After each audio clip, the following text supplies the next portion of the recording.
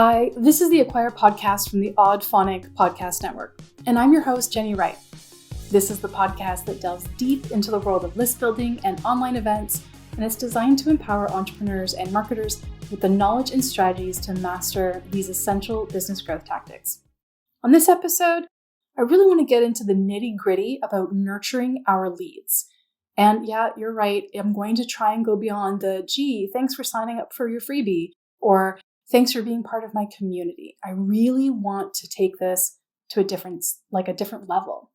So we're going to talk about how to keep your leads warm, engaged, and eager for more through, let's face it, a holiday season. Because right now, it's mid-November, and most of the people in the US are getting ready to celebrate Thanksgiving.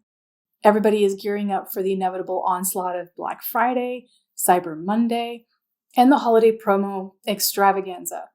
And before I get any deeper into this, if you're into a full promo onslaught between now and the beginning of the new year, this may not be the episode for you. And I'm not judging you, not in the least, because some businesses do amazingly well this time of year, and it's business as usual for them.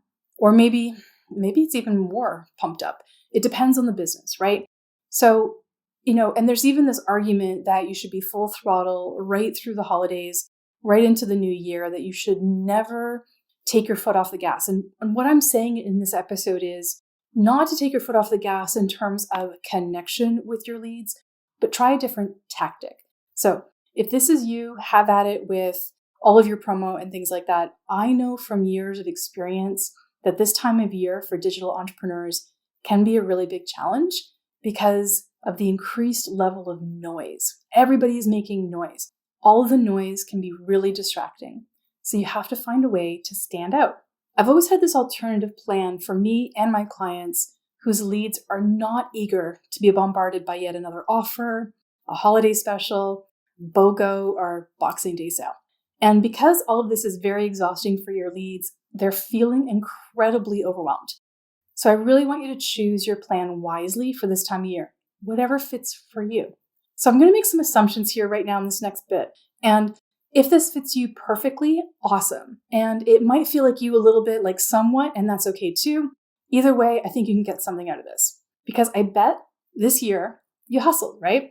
And you put in the time, you put in the energy, the strategy into finding and engaging your ideal clients and customers by either being a speaker on summits or contributor to giveaways, or maybe even on bundles. Those are all great tactics, by the way. And you might have even gone the whole shebang, hosted your own summit this year. And by the way, if you did, congrats. That's a massive accomplishment. It is no small feat to host one summit a year. It is a much bigger feat to host two. And if you did anything like that, then you have my applause. And you've also potentially kicked some butt with either being a guest speaker on podcasts. And if you have, awesome. Maybe you even have your own podcast. And then you've also probably put time and effort into whatever you've probably tried to launch this year and other email growth tactics and sales tactics. And even if you didn't do it all perfectly, it doesn't matter. What matters is that you did what you could and you learned something really valuable in the process. And you learned something really great about email growth, lead gen, and also just building out your business. But now, as we get to this last part of the year, which is the most commercial and promo-crazed time ever, I also think we need to dial it back a little bit and look at how we can connect with our leads more deeply with also not annoying the crap out of them. Because nobody wants to be that brand that's bombarding inboxes with daily deals or cringeworthy promotions. So let's talk about how we can do this. And by the way, this is a plan that I'm putting into action right now for myself. I always tell you what I'm doing for myself, for my clients, something that's tried, tested, and successful. I'm always going to promote my podcast. That is never going to stop. So I'm always promoting the podcast, which always comes out on Tuesdays. So I'm promoting that to my list. But I am not sharing anything other than value-driven content for the rest of November and also in December. January, that's going to be a little bit different because I do have some commitments for other promotions that I have to do. So that relaunches back in January. The first thing I want you to consider looking at is creating what I call personal touch. So we're going to talk about that first. And you'll know what it is because it creates that warm and fuzzy feeling Like when somebody remembers your name or your favorite coffee order. For me, I get that feeling every time I go to my favorite sushi restaurant for takeout. And I've been doing that for 20 years. Same place, same location. They even had a fire one year on my birthday and I had to shut down for like 6 months while they redid the place from like top to bottom. They're open again. I go there religiously. They know who I am. They always use my first name when they greet me. And somehow they always slip a couple extra sushi rolls or my sashimi order magically gets doubled. And I just keep going back. It's great service. And I love the fact that they have taken that personal touch with me. And your leads are no different. In this era of automated everything, a personal touch stands out like a sore thumb, but in a really good way. And unless you're the best at all things AI prompts, and I don't think anybody has really perfected this yet, anything less than original content that we write ourselves is going to be pretty noticeable. You already know when you read something whether or not it's been like AI touched. I'm sure you do. Me, it's so obvious. And it's even more obvious when somebody actually keeps the rocket ship emoji that naturally comes out of ChatGPT. So let's get back to writing our emails ourselves. My only caveat to that is if you struggle to figure out what to say, if you have sort of that blinking cursor on white page issue, then by all means use AI as a writing prompt. I do sometimes, but then I make it my own. So you go ahead and make it your own too. And here's a tip. Why not create and then send out a series of personalized thank you emails? Maybe even a little virtual pat on the back for being awesome and being part of your community.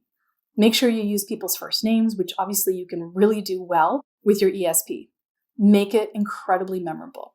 I like to mention something specific that my leads have engaged with, which is a webinar or a download they wanted to access, something that they've engaged with in my content. And if you've been using your ESP for any sort of engagement or creating any tagging and segmentation, that's going to be a hell of a lot easier to figure out. So make sure you use that. I always like to invite people on my list to share a win, engage with me, tell me where they are right now.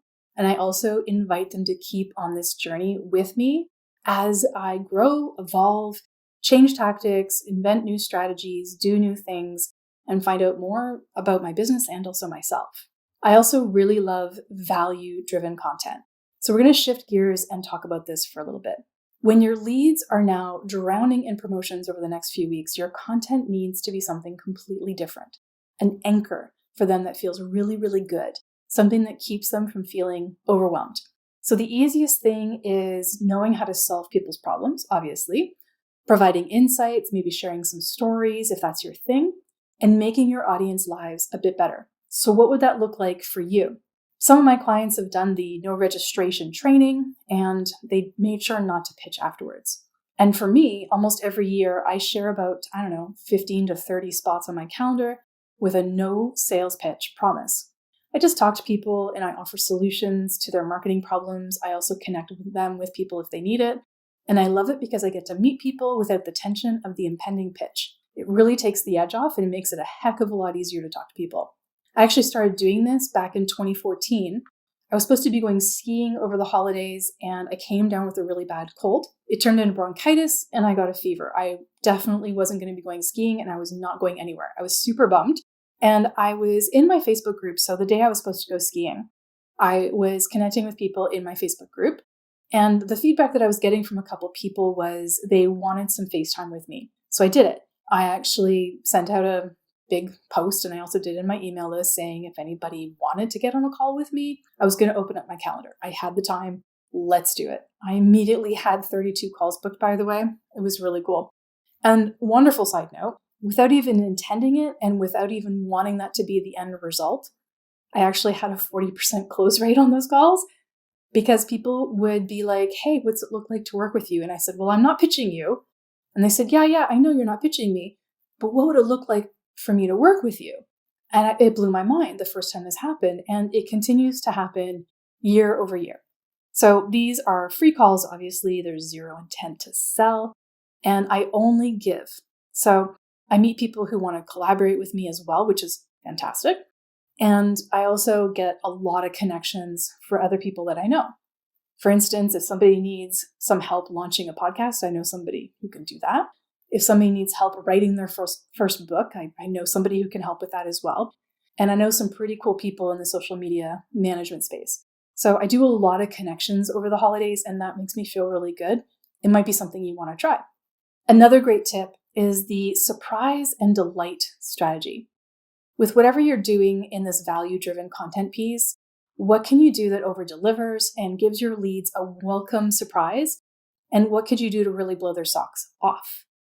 I'm contemplating doing a private podcast for my leads this year, and I've looked at the data for this particular podcast, and I've also talked to a few leads so far, and they said that it would be really, really valuable to them. So I'll let you know if I do it, and I'll let you know how it works. My tip for this piece is figure out what resonates with your audience, because it's really going to be different depending on what you do and who you are. This could be very valuable in terms of giving people some tips, insider knowledge, a funny story, maybe even do some behind the scenes of your own business, which is always cool. It could also be a fun and interactive training or anything at all that your audience will just want to devour, knowing that you're not going to be waiting at the end of it to do a bait and switch into an offer. Again, it really takes the pressure off, and it makes an amazing amount of content where people just feel like they can consume and they don't have to worry about a sales pitch. Another tactic that I use, and I think this is a really valuable one, and I do use it throughout the year as well. I use all of these throughout the year, by the way, but these are really useful during the holidays, is interactive engagement. So think about what you can do between right now and the beginning of next year that creates a conversation with your leads. And when you think about email marketing, oftentimes it is a one-way conversation. You're talking at people, not with them. And I always want to encourage you to create a conversation with people. So what can you do right now to get people's attention away from the doom scroll that always happens when we get overwhelmed and get their attention onto something that's helpful or enjoyable, or like this part is about, engagement? I'm a fan of doing some kind of poll, a survey, or even a quirky or fun quiz. Another really great strategy is an interactive workshop or live Q&A session. Those always really go well. Last year, the host of a big bundle giveaway that I participated in wanted to get everybody who was on the bundle and also a contributor into a holiday-themed virtual party. It was a lot of fun. People wore festive clothing. They also put some really cute Zoom backgrounds. And we just had a really good time talking with each other. There was no ask, there was no sale. It was just connection-based. It was really awesome. I also shared my socials just like everybody else. That led to a bunch of DMs, and I was also able to make some really cool connections, and I also was able to have some coffee chats. Found out what people needed and booked some podcasts from it too for myself, which was great. It was really, really relaxing. It was a great way to talk to people and get to know them outside of the normal promo grind that we have pretty much for the rest of the year. So I really love that too. And something else that I also loved is to invite my leads into my content and offer creation process. So you can do that in a multitude of ways. I like to do it with ideal client avatar calls and also just soliciting feedback. So I post this in my Facebook group and also to my email list. And I'm looking to talk to a bunch of people who are interested in whatever it is, X or Y. I don't know. We'll figure it out. And I talk to them and I ask them what would make them want to either learn about that topic or buy it. So I end up booking a bunch of calls. I gather a ton of data. I love data on what is happening right now, the big problems they're facing, what they anticipate their big problem to be in the near future. And then I start to broaden my next steps. Like, how would I use this data to change or inform me on my next strategy or my next course? Another huge opportunity right now is networking. I created a whole networking strategy for a client of mine whose book is launching right in the middle of the hubbub of the holidays. They didn't choose it, their publisher did. So it's coming out right between the end of November and the beginning of December. So to get people to show up, we're doing these interactive panels and networking as well after each panel. It's a lot of fun. And I've used this strategy in the past because it creates a great amount of content and it also builds up interactivity with your leads. In return, they also get to network and they get something out of it. So they get to meet some really cool people. They can talk with the author. They get to get some information and, they just have a good time. Involving your leads in your decision-making, by the way, and asking for feedback and opinions and giving them more than what they could possibly expect is, again, a fabulous way to connect with people and engage. It's going to really help you create that two-way conversation versus that one-way conversation. And inevitably, we also have the holiday-themed content, right? So let's just get into it. 'Tis the season. Getting into the festive spirit and creating some holiday-themed content can really warm the cockles of your leads' hearts. Yes, I said that. Share some heartwarming stories, fun traditions, or even some behind-the-scenes look at your holiday preparations. Everybody loves a look-see behind the curtain, and sometimes it's a great way to spread a little joy. In my previous podcast, I did a special look-back episode for the whole year. What worked, what didn't, what was I grateful for, what would I change, and so on. It did pretty good with my audience. We had a lot of downloads on that episode, so it became a theme each year while I had that podcast, and it was a really great way to do like a holiday season look back. Also consider doing a special holiday-themed podcast episode or a festive blog, and a cheerful video message doesn't hurt either. Your leads will often appreciate the holiday cheer, and it keeps your brand on their radar without the hard sell all the way through the holidays. I bet you haven't thought about this idea, and that is the DIY gift guide. I've personally never tried this, but I was talking to a friend of mine about the content that I was going to create for this episode, and she told me about this idea. You create this do-it-yourself guide that aligns with your brand and your values. It could highlight other brands as well if you want to work with other people and get them to agree to offer something. Okay, that could be really, really cool. And share something in this guide. So you create basically a virtual PDF of really cool ideas, potentially either digital gifts or even real-world gifts. And, probably not something that you're selling. Most likely just something really, really cool that you found for free. Some people say, hey, I get really great resources on trainings on Canva. You can find them here, totally free, and you don't include an affiliate link. That's kind of the thing. So that strategy is different. I've never tried it, but I know somebody who has. They said it works really, really well, and it's a great way to create some engagement. What I have tried and what I'm doing this year for a particular client of mine is a community challenge. So my client actually saw this challenge being done around Thanksgiving and thought, oh, we could make this our own for the holidays. It's pretty cool.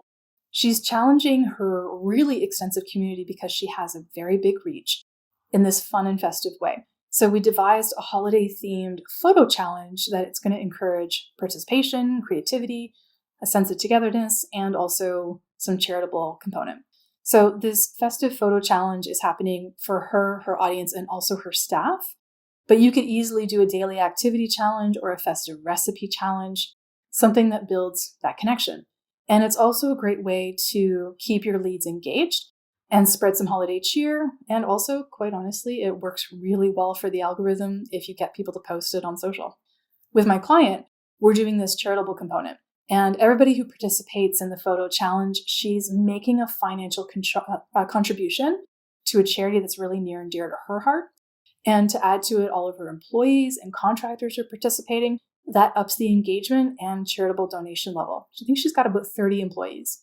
So all told, we're going to have a really engaged event. I think it's great. And what I love about creating nurturing opportunities with leads is it just takes the pressure off. And it always comes from a space of giving. I love that. Feels really good. And your leads are going to pick up on it too. So what are you going to do this holiday season to connect at a deeper level with your leads? Leave me your thoughts either inside my Facebook group called Smart Marketing for Coaches, or you can leave a comment on my podcast, leaving a review, anything like that. I'd love to hear from you. And if you want a few other ideas on how you can boost your leads' participation with whatever it is that you're doing, you should check out episode 7 from this podcast. I go into a little bit more about click-throughs and open rates and how you can boost those, which in combination with the other techniques that I shared with you today can really, really help. So it can boost those open rates, get lots of people clicking through and stuff, and add that boost of engagement to your email list. I hope you found this one enjoyable. I really enjoyed actually gathering everything for this particular episode. And so I just want to say thank you for listening to it. I'm going to have some more cool stuff coming up in the next couple of weeks as we do end up on the closing of the year. And so it's something for you to look forward to. The Acquire podcast is produced and edited by Jason Wheeler. If you found today's episode valuable, don't forget to subscribe, rate, and leave a review wherever it is that you listen to podcasts. Thanks for being a part of my growing community, and consider joining the Facebook group where I'll keep you entertained, and I'm going to keep delivering content that empowers entrepreneurs and marketers with list building, lead generation, and launches. The Acquire podcast is brought to you by the Odd Phonic Podcast Network. Thanks again for listening.